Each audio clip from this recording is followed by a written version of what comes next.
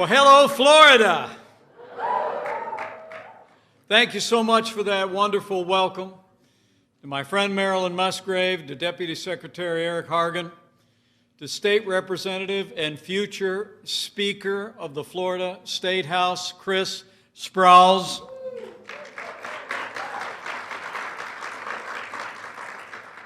And to Pastor and Stephanie Parker here at Starkey Baptist Church. It is great to be back in church and great to be among so many champions for life.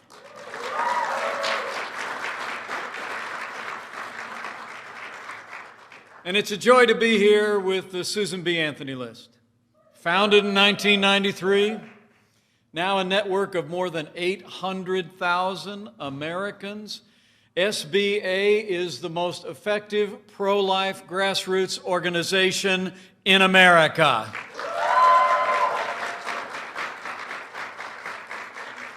But to all the great friends who've come out today, who've labored in the cause of life all across the Sunshine State, I just first and foremost want to say thank you. Thank you for what you have done for life. Thank you for what you have done for the great movement, the sanctity of life in this country and the unborn. It is wonderful to be among friends. Thank you for coming out. And speaking of friends of mine, allow me to begin by bringing greetings from another friend of mine, a man who loves the state of Florida, and a man who is the most pro-life president in American history. I bring greetings from the 45th President of the United States, President Donald Trump.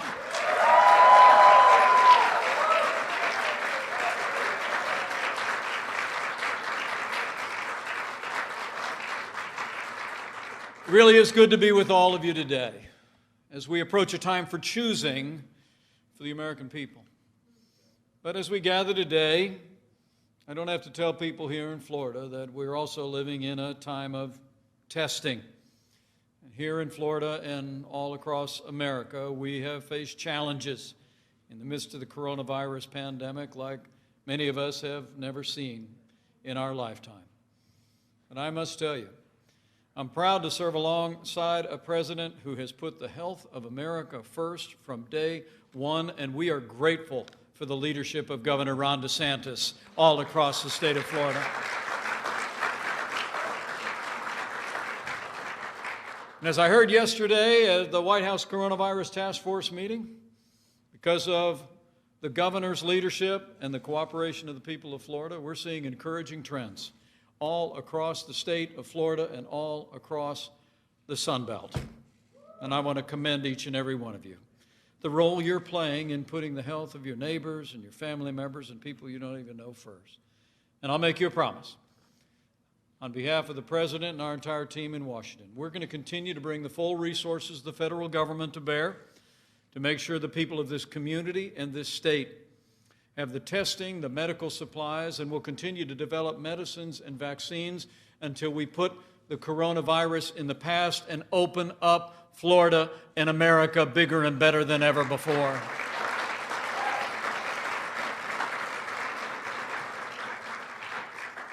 But President Trump wanted me to be here with you today, not just to thank you for your support, for your stand for life, for your compassion for the women and children of America, because of the difference that each one of you have made, because of the work that you have done. We now have a pro-life champion in the White House.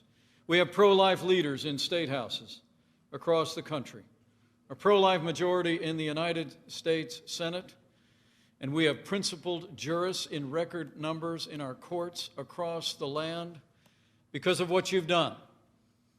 Life is winning in America.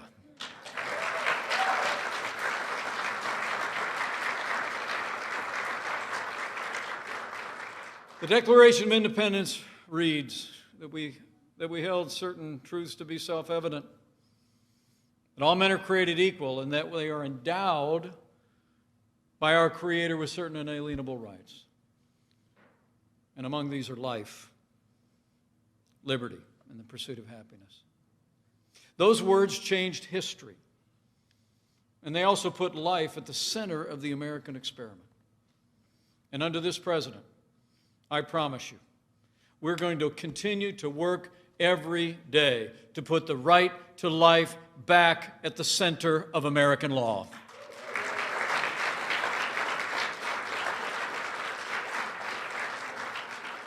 "47 years ago, the Supreme Court of the United States turned its back on that foundational right. Today, these basic truths are still under siege and still under threat. The progress that we have made is in every sense at risk as we gather here today. I mean, the truth is that Joe Biden, the Democratic Party, and the radical left would undo all the progress that we've made in the cause of life. And what a contrast it's been of the progress of life under this administration. From the first day he took office, President Trump has been standing without apology for the sanctity of human life.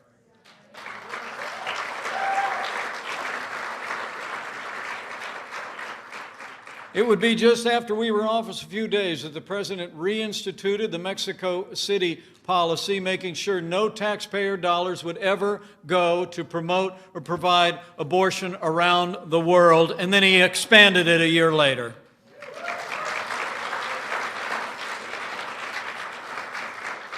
President Trump became the first president in American history to address the March for Life in person on the National Mall. In our first year in office, the president took executive action to end the assault on the conscience rights of a group of nuns known as the Little Sisters of the Poor. And we appointed justices to the Supreme Court who were part of a 7-2 majority that ended the assault on the Little Sisters of the Poor's pro-life convictions once and for all. In fact, President Trump has appointed more conservatives to our courts of appeals than any president in American history. All told, 200 conservative judges appointed to our courts at every level. And I'm here to tell you, they are all principled conservatives who will uphold all the God-given liberties enshrined in our Constitution.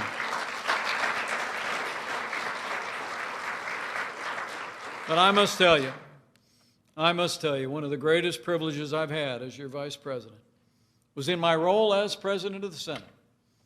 I was able to cast the tie-breaking vote on a bill that allowed states across the country to defund Planned Parenthood, and President Donald Trump signed it into law.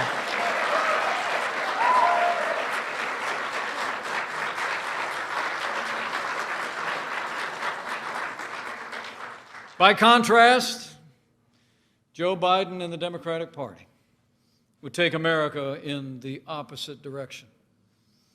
After years of his party endorsing or tolerating what had come to be known over the decades as the Hyde Amendment, which prevented taxpayer dollars from being used to support abortion, now Joe Biden and the Democratic Party have literally abandoned their support for the Hyde Amendment and have pledged to use taxpayer dollars to fund abortion at home and abroad. Joe Biden and the Democratic Party also would not defund the largest abortion provider in America, but they plan to increase funding for Planned Parenthood at unprecedented levels. And Joe Biden and the Democratic Party support late-term abortion. His party in the Senate actually blocked a bill that would protect children that were born after failed abortions. They blocked the Born Alive Infant Protection Act. And make no mistake about it, Joe Biden would appoint activist judges to our courts who would legislate from the bench and trample on our most cherished liberties. Now more than ever, pro-life Americans need to let our voice be heard and stand for life. In cities and states and places of worship all across this country. You need to speak out. You need to become involved. The SBA list is an organization that spans the entire nation. All of you already participate. But for any looking on, this is no time to be silent. And make no mistake about it, the radical left wants to silence pro-life Americans. Just recently, we saw the arrest of Students for Life of America. A group of students were arrested for writing "Black Preborn Lives Matter" outside a D.C. Planned Parenthood clinic. I mean, the radical left celebrates those who defend abortion, but they would prosecute those who stand for life. We've even seen Democrat-led legislators in this country stand up and cheer with the passage of bills that provide for late-term abortion. And one Democrat governor actually openly defended infanticide. The choice could not be more clear. And I want to make you a promise. This president, this vice president, and this administration will always stand up for the freedom of speech of every American, and we will always stand for life.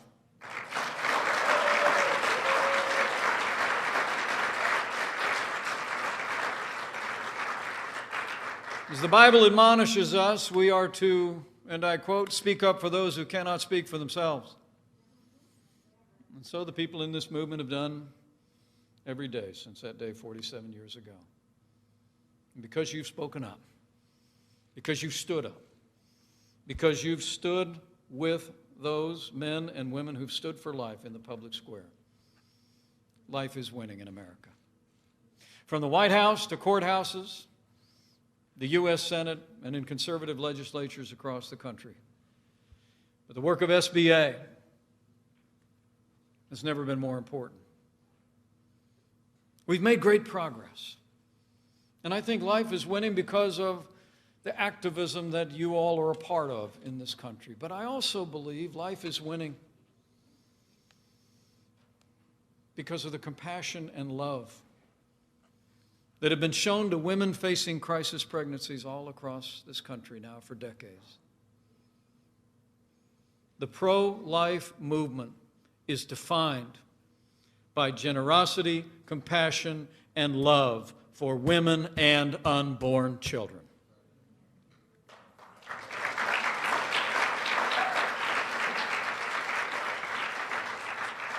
And you need look no further than ministries across the country. Crisis pregnancy centers and care centers that are ministering to needs of women in crisis pregnancies. It's truly inspiring. I stopped by one on my way here today once I landed here in Florida. It's a clinic called A Woman's Place. You know, the pro-life movement doesn't just talk the talk, you walk the walk. And I saw a wonderful clinic. I heard about all the volunteers that stepped forward along with registered nurses and healthcare professionals. The place is literally every day bustling with people ready to not just stand for life, but stand with women facing the most difficult circumstances in their lives. A Woman's Place, I learned, is part of New Life Solutions. It's a ministry that's been here in Pinellas and Hillsborough counties for 35 years, and their compassionate work has saved 10,000 babies' lives.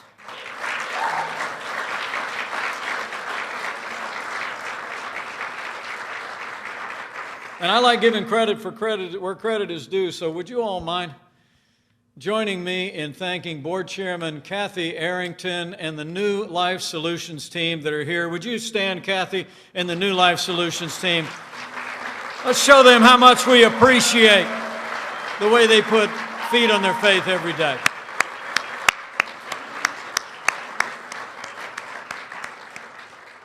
What a great group.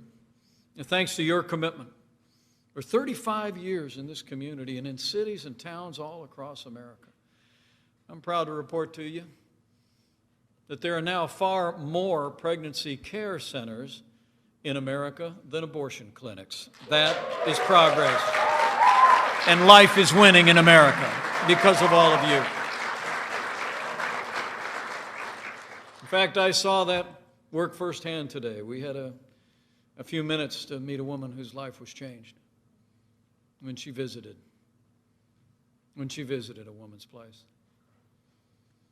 Kia told me she was 40 years old. pregnant, single mom. She already had a little boy in the home, and she didn't think she was able to become a mother again. She picked up the phone, she scheduled an appointment at Planned Parenthood, but before she went, she said she heard about a clinic that offered free sonograms. So she went, and for the first time, in that little room where I was just standing, she caught a glimpse of her little boy. And Kia chose life.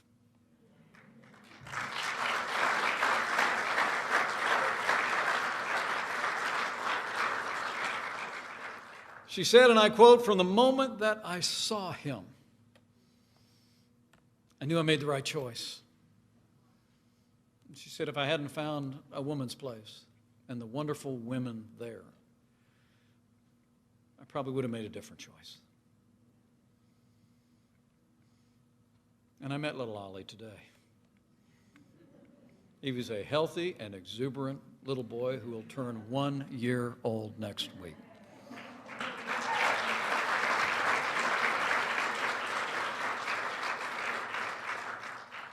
That's the difference this movement has made.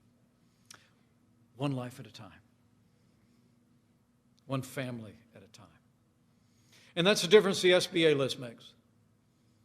The difference everyone working in this movement has made in the lives of women and children all across this country. And I just really wanted to come by to say thank you and to urge you on. Life is winning in America, I truly do believe, because of that compassion, that care, that love. There may have been those in 1973 that thought that this movement would someday fade out. But the American people cherish all our God-given liberties. The American people cherish the right to life. And we will stand in this movement until we restore the right to life to the center of American law. I believe it with all my heart. So from the White House to the courthouse, care centers, life is winning in America, but it's winning in one other way that I think is worth remembering. I think life is winning hearts and minds in the rising generation. Young people today are rightly seen by the tens of thousands on our national mall as a new pro-life generation, and so they are.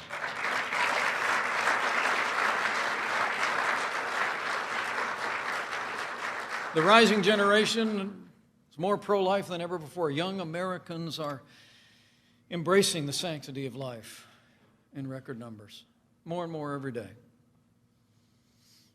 And I think that's because they've heard the message of people like all of you and groups like SBA. They've heard from leaders in pulpits and in public office around the country. I think they've also been moved. They've been moved by the compassion that they've seen in places like A Woman's Place. But I also believe that life is winning in the rising generation because of the quiet counsels that are taking place between mothers and daughters, between grandmothers and granddaughters. I think the truth about abortion is being told. And this new generation is choosing life.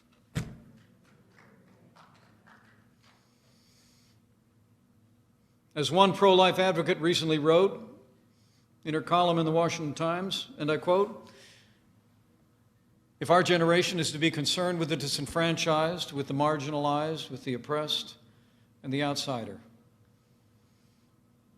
the unborn child fits all these descriptions."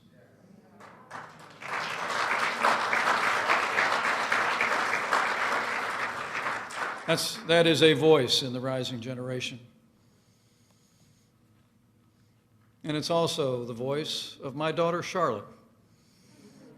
Charlotte Pence Bond. I couldn't be more proud of your stand for life in this rising generation.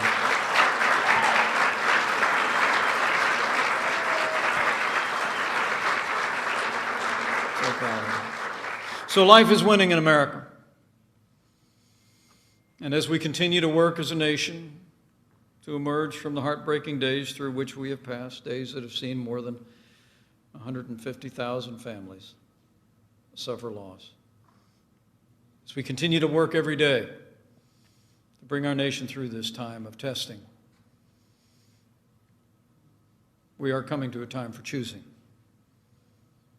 And it's never been more important to keep fighting for life, to keep caring, to keep reaching out with compassion, and to keep standing with all the men and women who stand for life in the public square. As President Trump said not long ago, quote, "Every person is worth protecting. Every human soul is divine, and every human life, born and unborn, is made in the holy image of Almighty God."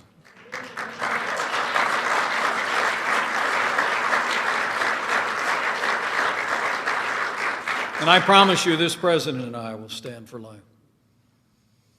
We'll stand with women in crisis pregnancies. And we'll continue to deliver on the promises that we've made, not just to the people of a movement or a cause, but to the highest ideals of our nation, including the unalienable right to life.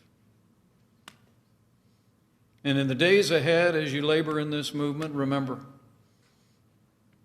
I believe with all my heart that the men and women of the pro-life movement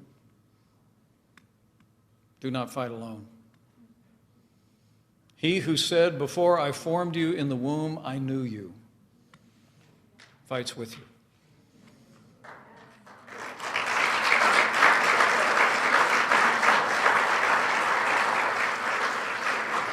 And when we make the cause of the author of life our cause, we make his work on this earth our own. And that means life wins.